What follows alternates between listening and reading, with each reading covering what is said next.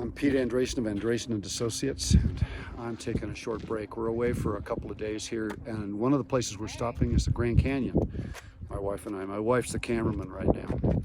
While we're gone, the stock markets, of course, are flying up and down, and I have a couple of questions from clients, so I thought I'd respond to them right here in this beautiful place that can teach us so many lessons. The first thing is that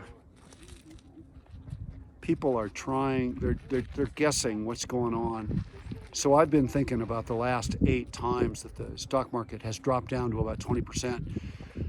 And there's a path here that makes me want to urge people to be patient. Now, if you're my client, this is a message to you. If you're not my client, this is just for entertainment purposes only. But what I want to say is patience may be appropriate right now. The first thing is we don't know what's really going to happen at all. We really can't guess. But in the past 8 times when the stock market has declined 20%, 4 times the Federal Reserve has rescued the financial system and the stock markets have come right back up. So we're trained, and those are happening. They've happened recently, in recent years. So the Federal Reserve has stimulated. We've had this bounce, and so we've been trained to buy the bounce, to buy the dip and get on that wagon up.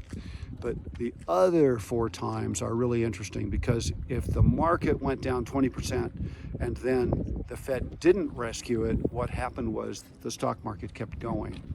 So we want to be patient, because this time we've got something different. Thank you, Carpenter Bees. They want the information too. But what has happened here is the Federal Reserve now is dealing with inflation. So that's a new wrinkle. Haven't had that in really 40 years. And the challenge of that is that the Federal Reserve is less likely to stimulate, less likely to rescue, and thus there may be more bargains in the future. The second reason to be patient is that when interest rates like this happen, when we have inflation and then an interest rate spike, which is not entirely caused by the Fed, it's also happening in the bond market. Usually, not always, but usually there's a recession within a year. So once again, that implies that we should be patient and go slowly. If you're my client, you know we've already done a little buying. We're nibbling at the edges of this thing, but we're going to be patient because this thing could take a long time to work itself out. And finally, the third thing I want to communicate is that life is short, too short to be obsessed. These rocks here are over 460 million years old. They have time and we don't. So don't forget to live. Blessings, and I'll see you next time.